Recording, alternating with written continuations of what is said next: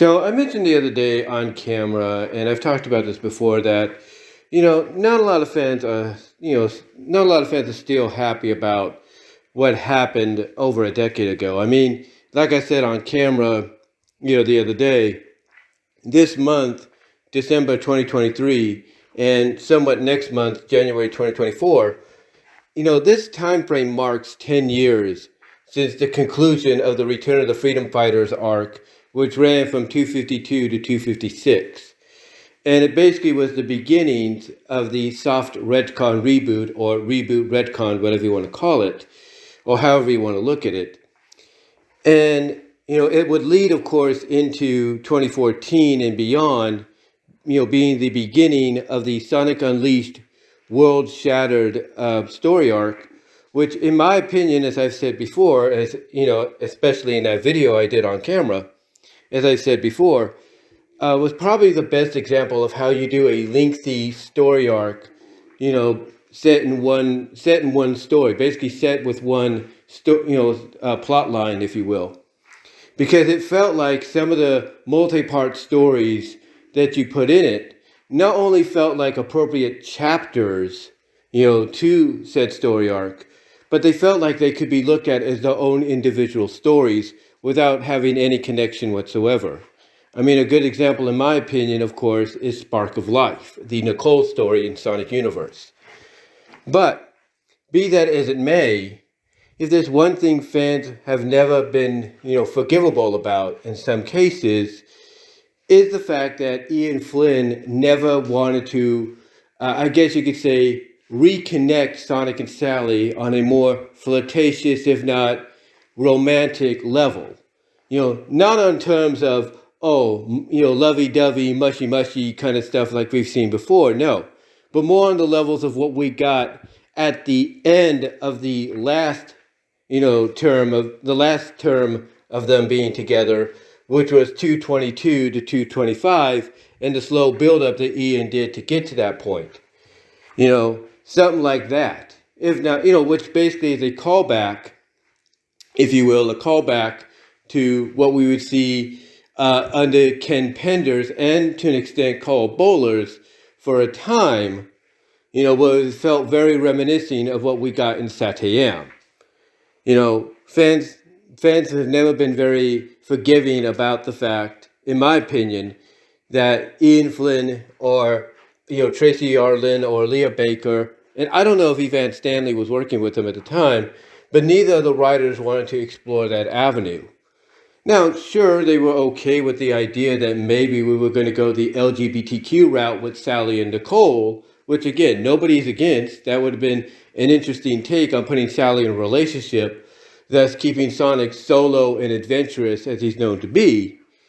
But still, fans felt like, that Ian Flynn and his crew could have at least give us a little bit of a flirtatious moment between the two. Like maybe hint at the fact that there is an attraction between them, outside of just being, best friends and everything.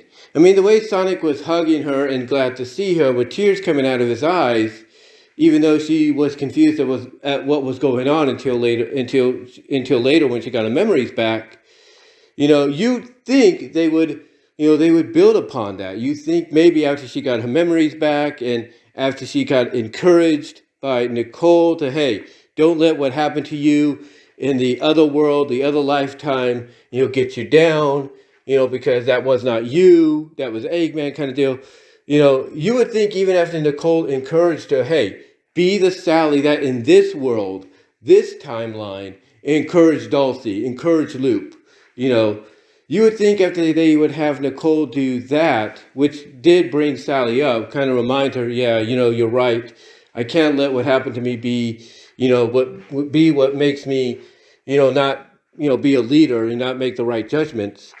You would think after that they would actually explore an idea of getting these two back together. I mean, especially with Sonic going through his werehog transformation and him getting it under control, and her along with Amy and the others kind of helping him get that under control when it would happen.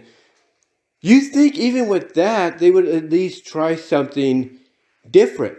not different. Well, yeah, different. You think they would try something different to try to, at least tip a hat to the fan base of saying, hey, we've never forgotten. We know that people still view them as being more than just best friends. You think they would have done something like that, but no. Ian didn't want to do that. And why? Why?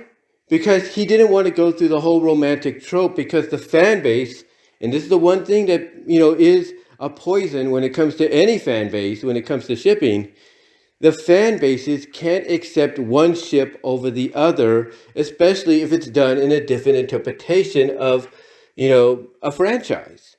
I mean, Sonic has different interpretations. Mario Brothers has different interpretations. My Little Pony has different interpretations of Friendship is Magic and even Make Your Mark. Any franchise has different interpretations. TMNT, Teenage Mutant Ninja Turtles, different interpretations. And in all these different interpretations, certain characters, if they're put into a romantic, angle, in a relationship, they're always paired up with someone a little different, if not somebody that is the same character, as, let's say them being paired up with them in another version of the franchise, but done in a different way.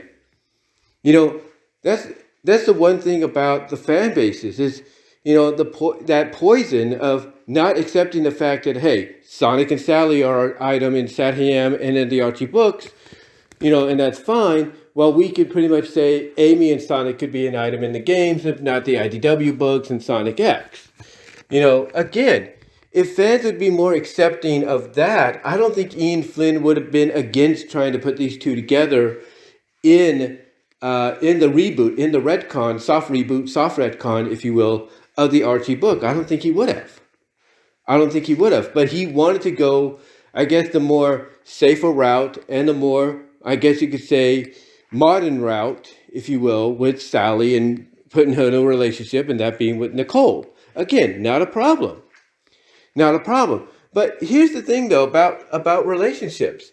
Sometimes when it comes to certain franchises, like Sonic, certain ships occur that we don't even see get, acknowledged or hinted at, in the comics or anywhere. Fans just look at them and they're like, yeah, this would make sense.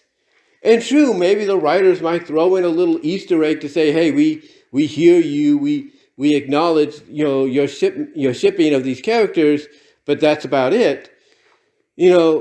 Fans will basically look at, like I say, certain characters and be like, hey, this worked out perfectly. One good example, as I've talked about on a few occasions, and some fans have talked about, is Tails and Nicole. Yeah. Ever since Nicole got her Lynx form, not just in Stargazing, but in the 175 to 177 arc, once she got that, and even afterwards going into the soft reboot and retcon, fans would pair her up with Tails. Yeah. You couldn't go to DeviantArt, and certain Sonic pages, without maybe seeing a fan, artistically give you a picture of Tails and Nicole. Either it's doing their interpretation of Halloween and Tails is carrying Nicole flying around to somewhere private or something. Or Nicole doing a belly dance for him or whatever. You could not, or you couldn't even go and not see a story being written up about them or a web comic.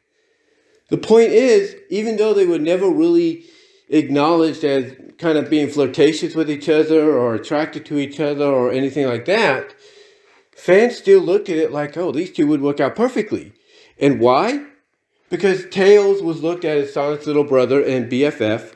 Well, Nicole was looked at, as Sally's, I guess you could say, sister, if not BFF, as well. So I guess to them it makes sense that, well, if Sonic's going to have Sally, Tails should have Nicole. And there you go. And I think the other reason people always went that route is mainly based on the fact that Nicole, being an AI, she could de-age herself if age was an issue to be about, Tails' age. And there you go. But Tails, on the other hand, he gets shipped with other people, and I've talked about this before. Fans viewing him as a ladies' man. Like There's stories where he'll get paired up with Mina. I mean, that takes place in the Mobius Years Later arc. He gets paired up with Mina, which is surprising. You have people still pairing him up with Fiona Fox, and even coming up with ideas of how Fiona can redeem herself and come back to the Freedom Fighters and be with Tails potentially as a love interest. And there's, like I said, stories, webcomics, artistic work. There's animations based around that. I mean, you even have people pairing up Tails with Bunny. Yeah. And I don't know if it's based off them dancing, dancing in that opening scene of season 3, of which is, by the way, you need to support Team Season because they're currently on the verge of finishing that pilot.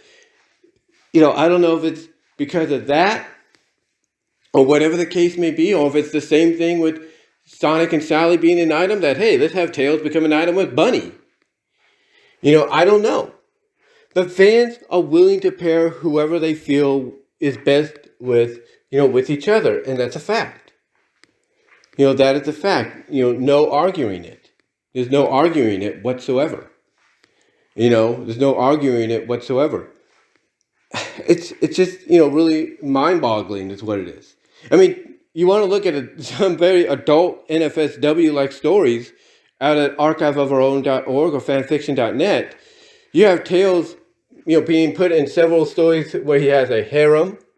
You have stories where he's basically put into what's known as smut one-shots. And some of these stories have him paired off in unique ways with females that are kind of creative. I mean, one is where he's paired up with Julie Sue. And not because, one story has them as a couple, which one does. I got to find which one that is. But one has it to where she's with Knuckles, but Tails is of age, and he's coming to stay with them for a week to help out with things. And she decides, I'm going to get with this guy. And she does. She does, but she does it in a way to where when they have their moment, that moment doesn't happen in a way that could cause, kind of a aftermath that could really bring up a lot of questions. But it's done in a way that's more safer, but that's safer, but a bit facially messy. We'll put it that way. So fans will pair Tails up with, characters like Julie Sue in unique ways, to make it happen. The thing I'm getting at is, fans have fans of any fan bases have a right to ship who they want to ship with, even if that ship doesn't come true. I mean, if it's a ship fans feel needs to happen and it doesn't, then hey, it's up to them to come up with any stories and ideas that they can think of. But if it is something they want to see happen and they feel it's going to happen, and let's say the writers, hear them out, especially if they talk with them face to face or Q&As during conventions, then there's a good chance you might see that ship become a reality. I mean, last problem, which was the final episode of Friendship is Magic, surprised a lot of people by saying, "Oh, here's Applejack and Rainbow Dash as an LGBTQ couple," or here's Fluttershy, she's with Discord officially, or at least giving off that hint, even hinting at the fact that even though we didn't see it, there might be something with Rarity and Spike. Even though we didn't see them coming in together or stuff like that, later on we kind of got a little bit of a hint. And then, of course, episodes preceding that kind of gave us that idea too. You kind of get the idea of what I'm saying, right? Sometimes ships will happen, but sometimes you have to wait till like the last episode of the finale of something for that ship to potentially become a reality. Because, like I said, if the staff is in communications with you and everything, either through Q&As and whatever, conventions, whatever, you're bound to probably see it happen. If not, it's up to you to make it happen.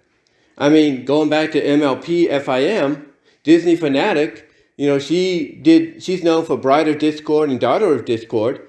What did she do in there? Who did she do as a ship? Let's say for Spike. Did she do Spike and Rarity? No. Who did she do? She did Spike and Applejack.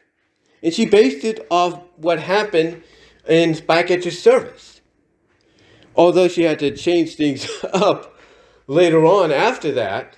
She had to change things up later on after that because because basically there were some things that happened in season 4 that had to make her change the whole story aspect to being in an alternate universe instead of being within the timeline of the main continuity. But even she wanted to ship Spike with somebody outside of Rarity, and that somebody was Applejack.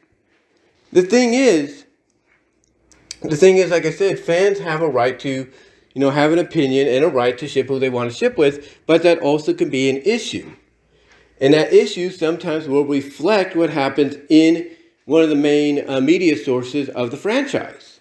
In this case, the Archie books. I mean, the fact that Sonic and Sally was the premier romance, if you will, in the comics, for a very long time, despite their ups and downs, breakups and whatever, fans were always behind them. Fans always wanted to see them together, And for Ian Flynn to decide, nah, I'm not going to do that in the reboot, in the retcon, all because the fans could not just, keep their mouths shut and be like, look, we may not like the fact that they're an item in the comics, but hey, if that's the direction the comics want to go, fine. We're okay with it, as long as it doesn't affect anything else. All because fans could not, be, kind of think that way. We ended up having Ian Flynn decide, hey, I'm going to hint at Sally and Nicole being an LGBTQ couple, and that's it. That's it. And again, like I said, fans have not forgiven him. Well, they have forgiven him, but they've always, I guarantee you, anytime they meet with him in a convention or a Q&A, they will remind him. They will remind him, hey, Ian, you kind of screwed up by not giving us some kind of indication that Sonic and Sally might still have a thing for each other, even if they had like a little bit of a flirtatious interaction and all that. It's like, to them, he never did that. He never did that to at least clue us in, like, hey, these two could still be a couple, even in the reboot retcon, but he never did that. He never did. He decided to go the other way, which, again, nobody has an issue with. Nobody has an issue with whatsoever, but believe it or not, there are fans that would rather have Nicole be with Tails than with Sally, even in the reboot retcon. I mean, heck, fans wanted to ship Nicole with Shard, and they felt like they were kind of going that route until issue 50 when they pretty much killed off Shard. That's pretty much what happened. Pretty much what happened. And that's issue 50 of Sonic Universe, that is. Sonic Universe issue 50, which was supposed to be something else entirely based on Sonic Underground. But anyway, getting back to what I was saying, fans, getting back to what I'm saying,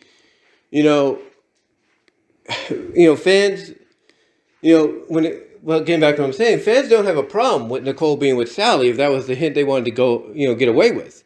I mean, even Ian said during his Bumblecast podcast that he was surprised that he and Aaliyah got away with what they did because they both worked on Spark of Life. And he was kind of surprised at what, kind of the hints and innuendos they got away with, or acknowledgments they got away with when it came to those two being more than, best friends. But again, like I said, I think what really gets under fans' skin is the fact that he never wanted to once try to say, hey, let me see if I can get Sonic and Sally together as an item again, in this retcon and reboot, especially during the, Werehog transformations, arc of the Sonic Unleashed World Shattered plot. He never did that. And I think that's why fans, anytime they see things like, let's say, from hourly Archie Sonic on Twitter X, hourly Archie Sonic, anytime they see them putting up a full page from an issue, like let's say from Mecha Sally, or even before that, or even post reboot and whatever, fans, fans are not happy sometimes. I mean, yeah, they enjoy the little hourly updates and to see like, okay, what page are you going to put up next from what issue? But anytime they see something like that from between the before, during, and after, it still gets to them. Like, Ian slowly built Sonic and Sally back up as an item, to be an item, I should say, slowly built them back up post Iron Dominion from basically the end of issue 211 to 222, only for a few issues later to say, that's done, it's out of my system, hopefully fans are happy, I'm not going to visit it again. It's like why go through all that trouble of building it back up when you were just going to flush it down the toilet and then never revisit it again, all because you blame the fans for not basically accepting the fact that, hey, Archie Sonic is different from the games and there are going to be different aspects about it, especially from a romance standpoint. And look, I don't blame Ian for being upset with the fan base for being that way, certain fans being that way. But still, he shouldn't have let those critical fans get to him and just say, look, I'm going to put these two together as an item, whether you like it or not. You don't like it, don't read the comic. And that's it. But he decided to, I guess you could say, he decided to give in, if you will. He decided to give in and succumb to the criticism and say, look, I'm done with this. I'm not going to do these two as an item anymore. The furthest I'll go is Sally being with Nicole, and that's it. And Sonic could be his own thing. And if I want to have Amy flirt with him, then fine. That's because it's in the games. It's like Ian, in my opinion, needed to not let the pressure get to him. He should not let the pressure get to him, and he should have said, enough's enough. I'm going to put these two as an item, end the story, whether you guys like it or not, when it comes to the soft reboot retcon. That's all he should have done. Now, here's the thing. Was he probably going to do that? Afterwards, had the book not got canceled? We'll never know. But if he was, I would love to find out. I would love to hear from it, or love to hear from him himself. Because if he was planning to do it, then great. At least he would be telling the critical fans that are not Sonic and Sally supporters. At least he'd be telling them, hey, I'm putting these two together whether you like it or not. At least he'd be telling them, hey, I'm going to put these two together whether you like it or not, and if you don't like it, don't read the comic. If that was his plan, then hey, I applaud him. I give him all the applause in the world. But we don't know.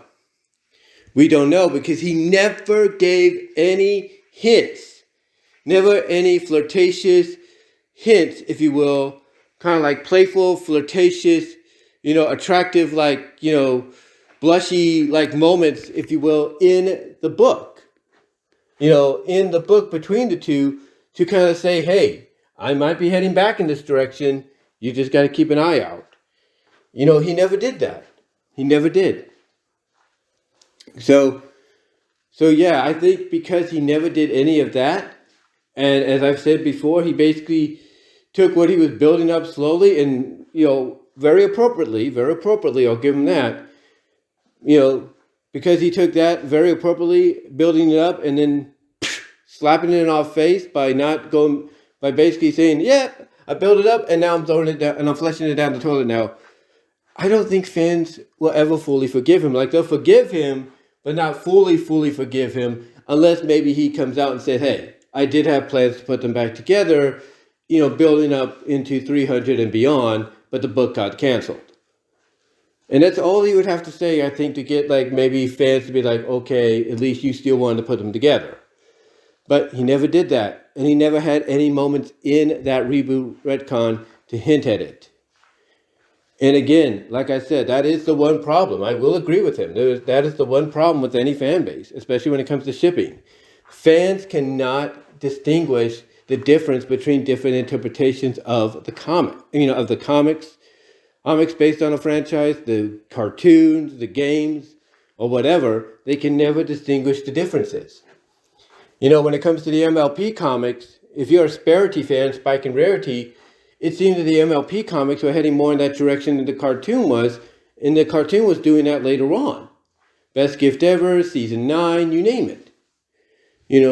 they were doing that, and the comic was more, more into it than anything. I mean, it took Spike basically saying he loves Rarity to help restore her, free her from the Nightmare Moon magic. It's like if you weren't a fan of Rarity, then you shouldn't have read the comics. I'll put it that way. But the point I'm getting back to is, like I said, I agree with him on the fans, the fan bases, that if certain fans would have just distinguished the differences between the comics and the games, I don't doubt whatsoever in my mind that he probably would have tried to put those two together, in the reboot and retcon, if not slowly began the process in that direction like he did before by having like little flirtatious glances and blushes and all that, and as well as the interactions, especially during the Werehog situation. But hey, that's just me. But what do you guys think? What are your thoughts on it? Do you think Ian Flynn should have at least tried, looking back on it 10 years later? Or do you think he had a right to not do it because fans could not distinguish the difference between games and the comics? Let me know down below in the comment section as well as the live chat during the premiere. Like the video, and until then, talk to y'all later.